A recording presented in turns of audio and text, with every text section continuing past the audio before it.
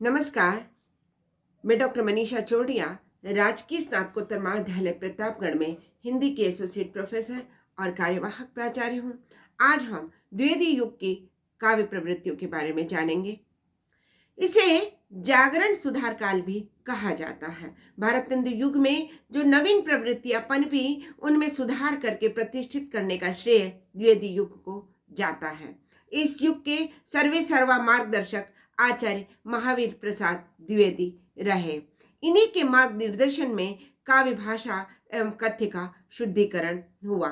इस युग के सर्वश्रेष्ठ कवि मैथिली शरण गुप्त हैं। द्विवेदी जी की प्रेरणा से उन्होंने प्रबंध काव्यों की रचना की, जिनमें भारत भारती, रंग में भंग, जयदत्त व्रत, साकेत, यशोधरा, द्वापर, पंचवटी, जय भारत, विष्णुप्रिया प्रमुख हैं। भारत भारती में गुप्त जी ने भारत के अतीत, वर्तमान एवं भविष्य की सुंदर झांकी प्रस्तुत की और भारतीयों में राष्ट्रीय चेतना जागृत की। इसी कारण उन्हें राष्ट्रकवि की उपाधि प्रदान की गई। हरिओत गुप्त जी के बाद इस युग के दूसरे महत्वपूर्ण कवि हैं। इन्होंने खड़ी बोली हिंदी का प्रथम महाकाव्य प्रिय प्रवास 1914 में लिखा।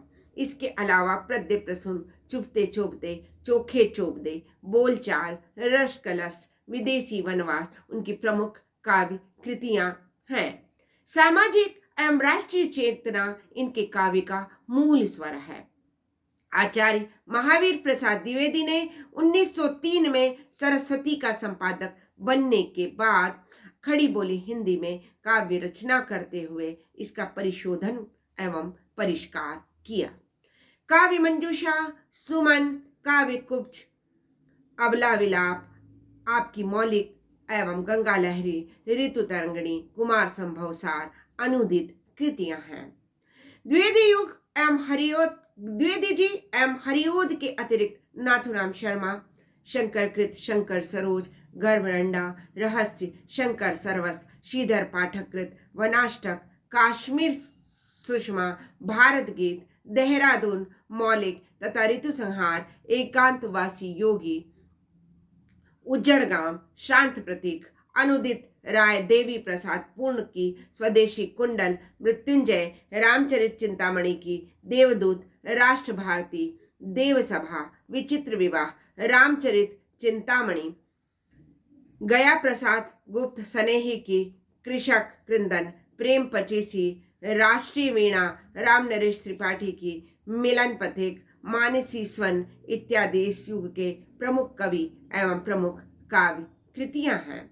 इसके अलावा लाला भगवान दीन, बाल मुकुंद गुप्त, लोचन प्रसाद पांडे, रूप नारायण पांडे, मुकुटधर पांडे, कामता प्रसाद गुरु जैसी खड़ी बोली के कवियों और सत्यनारायण कविरत्न तथा जगन्नाथ दास रत्नाकर जैसे ब्रजभाषा के कवियों ने काव्य की श्रीवृद्धि की। द्विवेदी युगीन काव्य की प्रवृत्तियां। द्विवेदी युगीन काव्य में नैतिकता एवं आदर्श, राष्ट्रीयता, सामान्य मानवता, हास्य व्यंग, विषय वस्तु में वैविध्य, इतिवृत्तात्मकता, भाषा परिवर्तन एवं प्रबंध काव्य की प्रधानता पाई जाती है। इनका संक्षिप्त विवेचन इस प्रकार है। नैतिकता एवं आदर्श। आचार्य महावीर प्रसाद द्विवेदी ने स्वयं तथा अपने मार्ग निर्देशन में बढ़ने वाले कवियों की नैतिकता एवं आदर्श का पाठ पढ़ाया। यही कारण है कि भारतीय इतिहास पुराण से कथा वस्तु लेकर इस युग में प्रबंध काव्यों की बहुतायत में रचना हुई। प्राय सभी कवियों ने कर्तव्य पालन, स्वार्थ त्याग, नैतिकता, जीवन के आदर्शों पर बल दिया। हरिओद के प्रिय प्रवास, गुप्त जी के साकेत, रंग में भंग, जयदत्त व्रत, राम नरेश त्रिपाठी के मिलन आदि काव्यों में आदर्श एवं नीति पर बल दिया गया। गुप्त जी का यह कथन इसका प्रमाण है। केवल मनोरंजन कवि का कर्म होना चाहिए, उसमें उचित उपदेश का भी मर्म होना चाहिए। क्यों आज रामचरित मानस सभी सम्मान्य है, सत्काव्य युत उसमें परम आदर्श का प्राधान्य है। राष्ट्र प्रेम। इस युग में ब्रिटिश शासन के विरुद्ध विद्रोह एवं स्वाधीनता प्राप्ति के लिए त्याग, उत्सर्ग, बलिदान की भावना प्रमुखतया प्रवाहित रही। कवियों ने आलस्य, फूट, आर्थिक विपन्नता, धार्मिक रूढ़ियों, सामाजिक कुरीतियों को दूर करने तथा अतीत के समृद्ध भारत का गुणगान करते हुए राष्ट्र की वेदी पर सर्वस्व न्यौछावर करने की प्रेरणा प्रदान की। यथा देशभक्त वीरों, मरने से नेक नहीं डरना होगा, प्राणों का बलिदान देश की वेदी पर करना होगा। नाथूराम शर्मा शंकर ने लिखा। गुप्त जी ने अतीतकालीन भारत की समृद्धि का गुणगान भारत भारती में किया। भूलोक का गौरव, प्रकृति का पुण्य लीला स्थल कहाँ, फैला मनोहर गिरि हिमालय और गंगा जल जहाँ, संपूर्ण देशों से अधिक किस देश का उत्कर्ष है, उसका कि जो ऋषि भूमि है वह कौन भारत वर्ष है। राम नरेश त्रिपाठी ने परतंत्रता के बंधन काटने का भी संदेश दिया। मानवतावाद, द्विवेदी युग से पूर्व ईश्वर, राजा, सामंत, नायक, नायिका ही काव्य का विषय और संवेदना के पात्र हुआ करते थे, किंतु इस युग में कवियों ने गरीब, दीनहीन, सामान्य, उपेक्षित व्यक्ति, कृषक, विधवा, नारी, दुर्दशा इत्यादि को भी काव्य का विषय बनाया और उनके सुख दुखों का यथार्थ चित्रण भी किया। महावीर प्रसाद द्विवेदी की सरगो नरक ठेकाना नाही में कल्लू अलहैत नाथू शर्मा ने गर्भडंडा रहस्य में विधवा होने वाली लड़कियों, गुप्त जी ने किसान, सनेही ने कृषक क्रंदन में किसानों की दीनहीन अवस्था का चित्रण किया।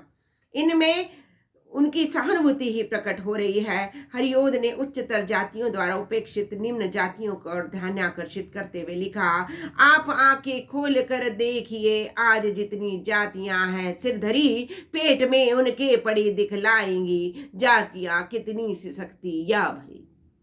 हास्य व्यंग, भारतेंद्र युग जैसा चुभता हास्य व्यंग जिसमें जिंदा दिली एवं फक्कड़पन हो वह तो इस युग में नहीं मिलता। हाँ, उस हास्य व्यंग में मर्यादा, संयम, नैतिकता अवश्य आ गई है। राजनीतिक शोषण, धर्म में व्याप्त आडंबर, पाश्चात्य विषयों पर शिष्ट हास्य व्यंग इस युग में मिलता है।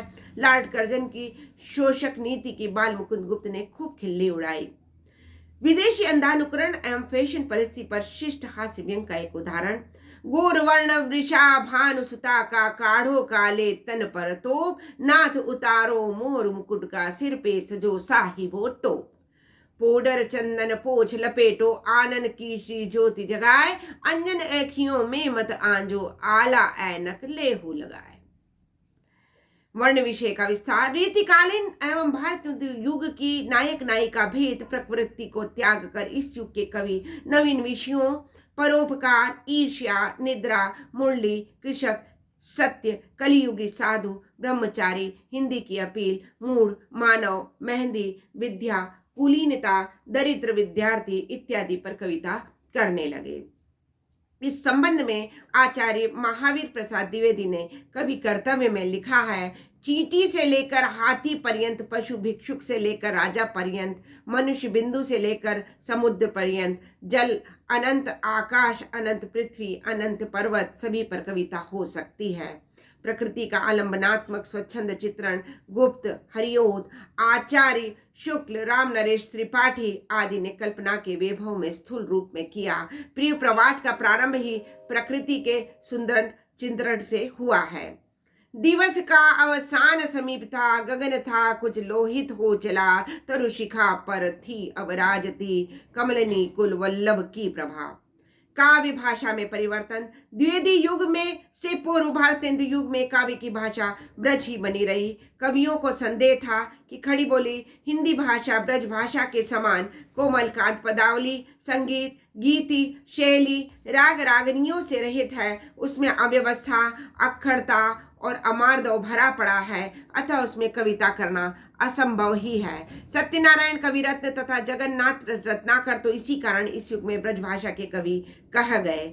गुप्त जी ने खड़ी बोली में काव्य रचना करते हुए खड़ी बोली का उद्धार किया। जयदत्त व्रत एवं भारत भारती के द्वारा उन्होंने हिंदी भाषा का उद्धार किया।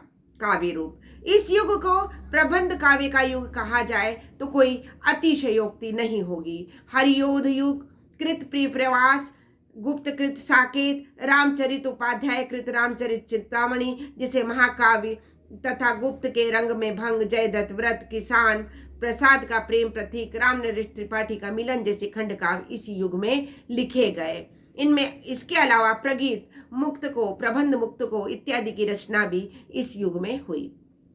छंद।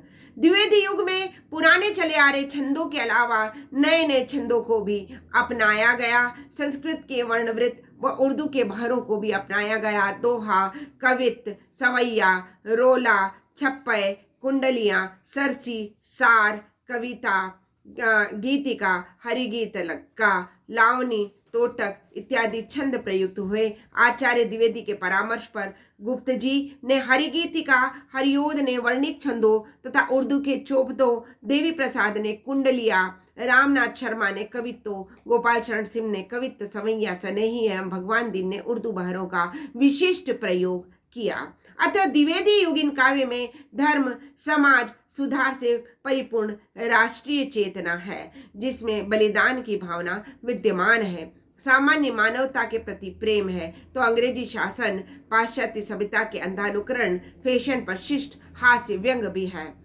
छोटी से लेकर बड़ी वस्तु पर विस्तार पूर्वक काव्य रचना की गई है। आचार्य महावीर प्रसाद द्विवेदी के कारण खड़ी बोली हिंदी का व्याकरणिक परिशोधन एवं उसकी प्रतिष्ठा इस युग की महत्वपूर्ण देन है। आज इतना ही।